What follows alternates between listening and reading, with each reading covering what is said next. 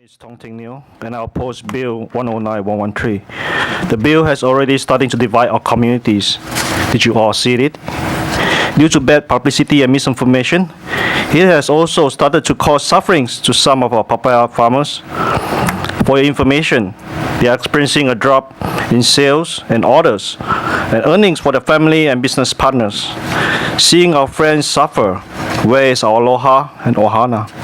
Our forefathers and Hawaiians work hard work, of aloha and ohana, enable all of us from all over the world to be able to coexist, live, work, and play together. It's telling somebody, I will kill you in a public hearing, aloha, ohana. We all need to live and work together, and I believe we all can. With good leadership, we can. Our federal government agency has shown GMO crop is safe and legal. Why are we banning it? What is big ag companies? Don't you want to see a local farmer becoming successful and grow bigger? Don't you want a successful local farmers or companies contributing to our island and state? Are we blinding ourselves? I always tell my friends to quit smoking. And I've seen some anti-GMO people smoking, and I wish to tell them now to stop. I think smoking causes more harm to the health than eating safe and legal GMO food. So I sincerely urge council members to withdraw this bill and work towards a coexistence like our forefathers did.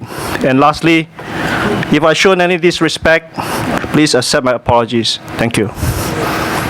Thank you very much. Here in Hilo, Lori Ferrell and Richard Haw, and we are now moving over to Kona. Next testifier is Leona Castle.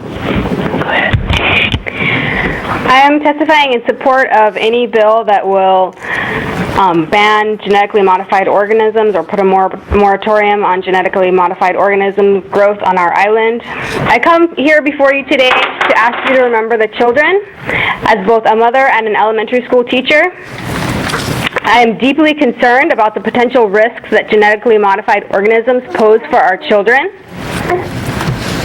If we continue to let the bioengineering companies utilize our island as a laboratory for their reckless experiments, it is our children who will have to clean up the potentially toxic mess. It is for our children that I ask you to exercise caution. If we do not know with 100% certainty that genetically modified organisms are benign and safe for our community, then they should not be grown here. The fact is that we do not know the full repercussions that genetically modified organisms will have on human health, agricultural systems, and all of the organisms that live in our ecosystems. There are many potential dangers associated with GMOs, such as toxicity when consumed, unintended mutations within the GM plants, and cross-contamination between plants in our ecosystems and also onto our organic farms. Do not let these mainland-based companies carry out their dangerous experiments on our islands, experiments that they do not so recklessly carry out on the mainland. It is time that we exercise our ability to work together as a community to protect the delicate ecosystems that sustain human life and all other life on our islands. I ask you to protect our islands from GMO research and work toward creating a more sustainable future. There's a lot of complicated science in relation to genetically modified organisms. There's a lot of complicated politics behind genetically modified organisms, and there's a lot of complicated campaigns that the multinational corporations that gain a lot of profit from genetically modified organisms put out there. But this decision Your is time simple. is up. Thank you very much. Next testifier, please. Katie, I'm a farmer in South Kona. The information is out there, it's worldwide, and 13, well, last count, and I think it's higher now, 13 countries of the world have banned GMOs. Specifically, or mainly, the countries that have been using the GMOs for years, like India, and have seen widespread devastation of their farmers and their health. They've had major major problems. India, these countries that are banning the products, the GMOs, are not wealthy countries. Haiti burned the fields. I believe Brazil has recently burned fields, and India, the farmers are totally against it. One thing everybody says, why don't you let us grow our papayas? Well, I feel the same way. I'm trying to grow organic papayas, and yet I'm told that every papaya here is affected by the GMOs coming in and taking over what I'm trying to avoid. So I'm speaking in support of either Bill 109, 113, or any other bill that will limit the use of GMOs in Hawaii. I think we have a great opportunity to stay clean and to stay healthy here, and bringing in, without even getting into what Monsanto does and all the poisons they've brought about over the years, I would like to see GMOs kept off this island. Thank you. Thank you, Kona. We are now going to move to Waimea for your first of two testifiers. I have Albert Hagma, who represents himself in sustainable agriculture. Go ahead, Albert. Good day. The last meeting that the public attended, I spoke for sustainable agriculture, and I brought up the fact, as also a free journalist, that on Monsanto's website they say sustainable agriculture. I bring this point up again.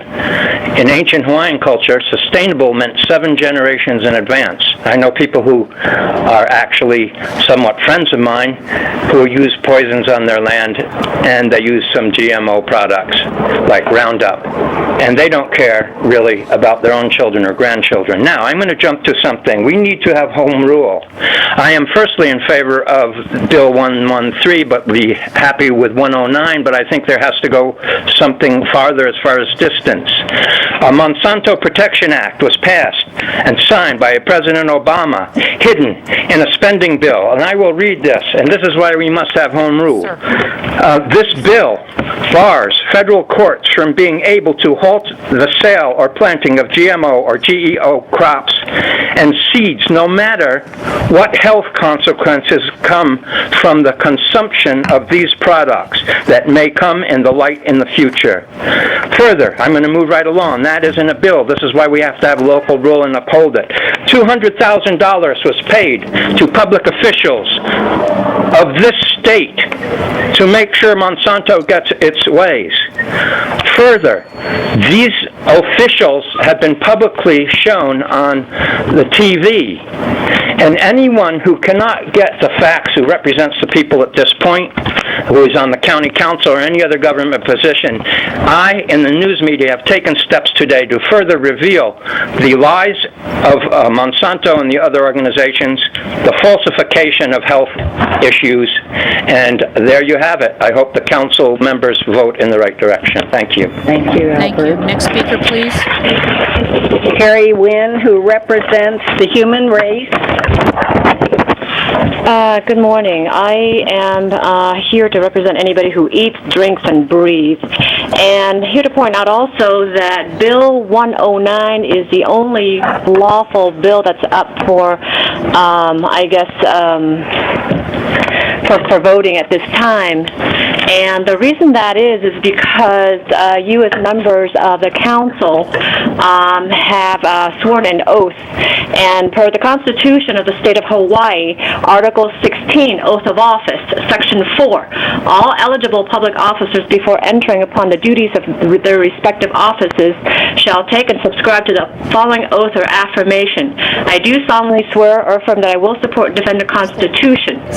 And I'll just cut to the chase. Article 9, Section 1 states that the state shall provide for the protection and promotion of the public health. Preservation of a healthful environment. Section 8.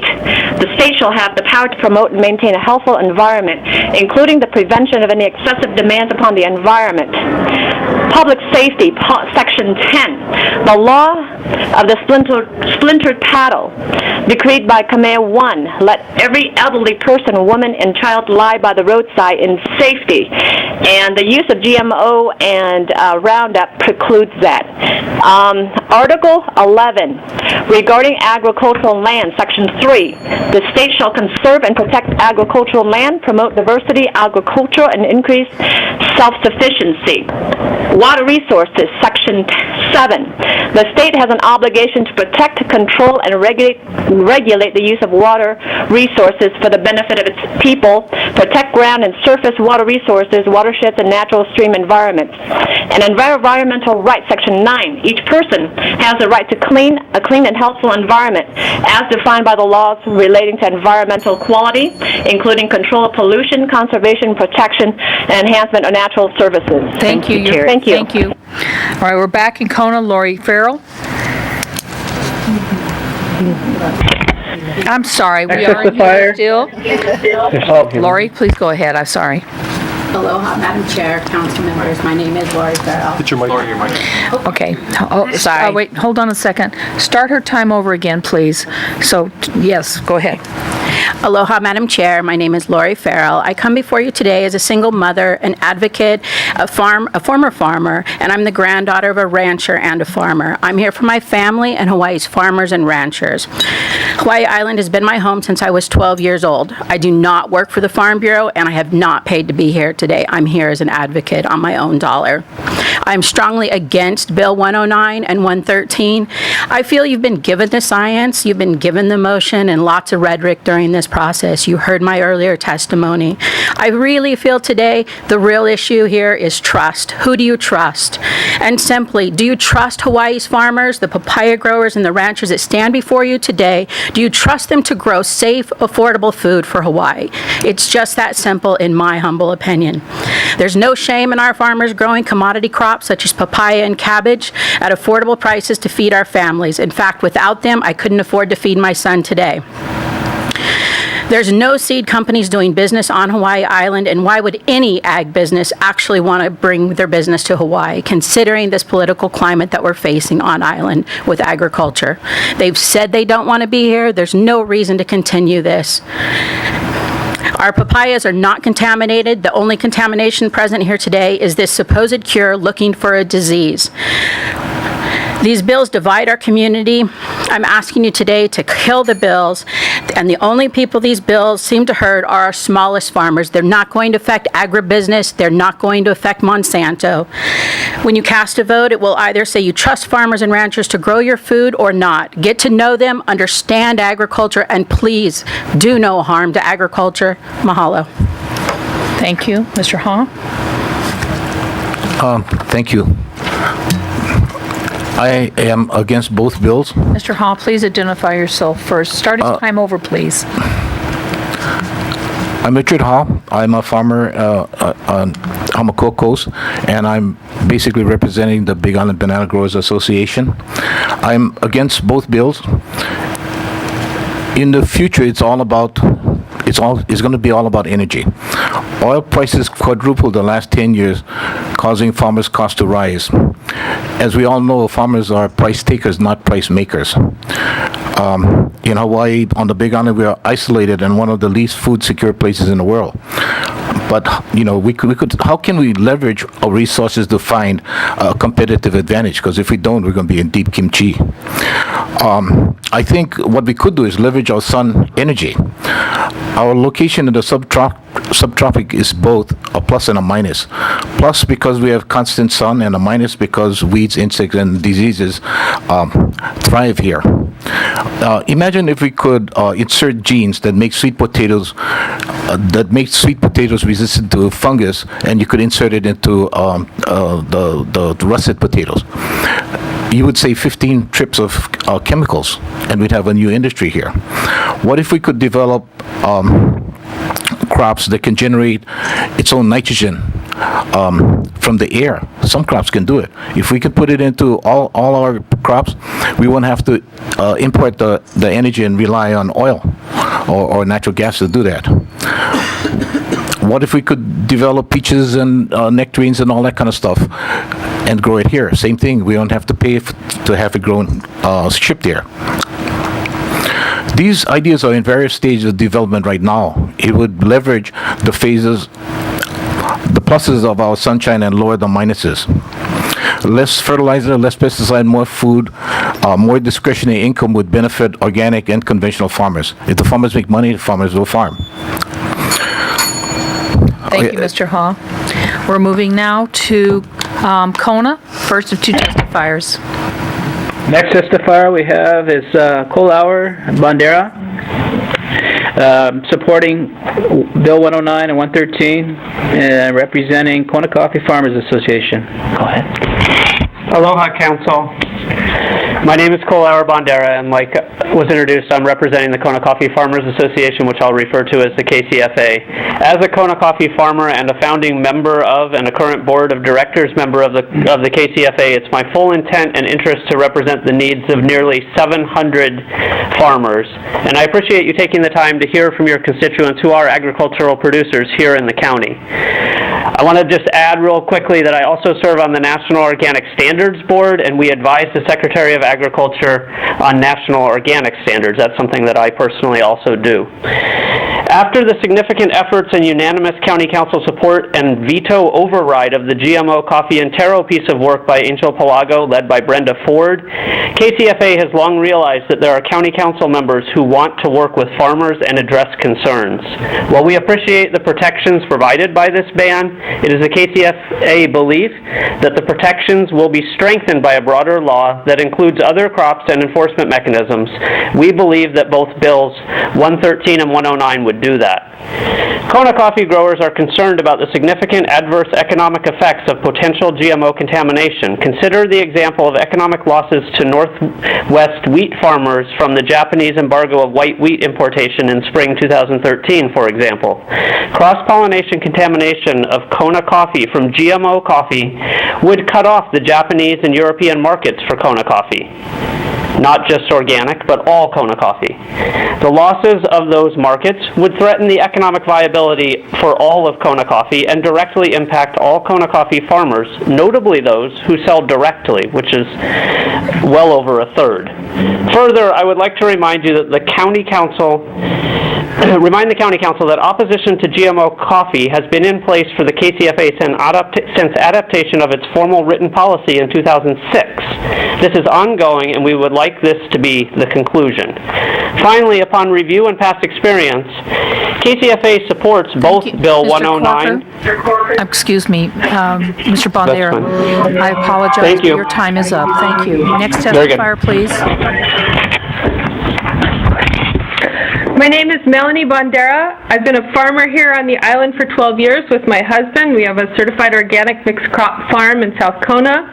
I'm a founder and past vice president of Hawaii Island Genetic Engineering Action Network and a founder and past president of GMO-Free Hawaii, now Hawaii Seed, a statewide organization. I also work developing farmers co-ops statewide. These are key junctures in our food system. Listening to the dialogue surrounding GMOs this year, I'm worried that we've forgotten the lessons of recent history. Dr. Gonzalez failed to get the GMO papayas commercially grown in 13 other nations. Farmers, governments, and consumers all rejected this technology for a variety of reasons. GMO contamination, market rejection, health concerns, product failure. Thailand, Philippines, Malaysia, China, Taiwan, Jamaica, Mexico, Venezuela, Ecuador, Brazil, Australia, Bangladesh, and Tanzania. Hawaii Island's the only place in the world this failed product is grown. Since it was introduced, our struggling papaya farmers lost key markets such as Japan and Europe. The yield, income, and number of farmers has continued to go down. Summarizing the last 10 years, Hawaii's specialty crop industries, coffee, taro, pineapple, watched the many problems of the GMO papaya experience and rejected GMO projects, knowing they couldn't afford to lose their markets, the purity of their cultivar, or any of their farms. We passed county bans on GMO coffee and taro when the state wouldn't protect our crops. What's left in Hawaii? The seed corn industry. We are not each other's enemy. The transnational corporations that benefit from these technologies are the enemy. We need to pass this law today to keep the seed companies from colonizing our island. This issue is about control. Who decides, Monsanto guys or our citizenry? This is our island, our canoe. We need to work and live, farm and eat together here. If the rainbow papaya growers have a market that's working for them, covering their costs, then let them be. Obviously, the guys growing non-GMO papayas in Puna for the Japanese market and Whole Foods are making more money. Organic papaya growers on Molokai and Maui make even more. Presumably, the market will attract more farmers.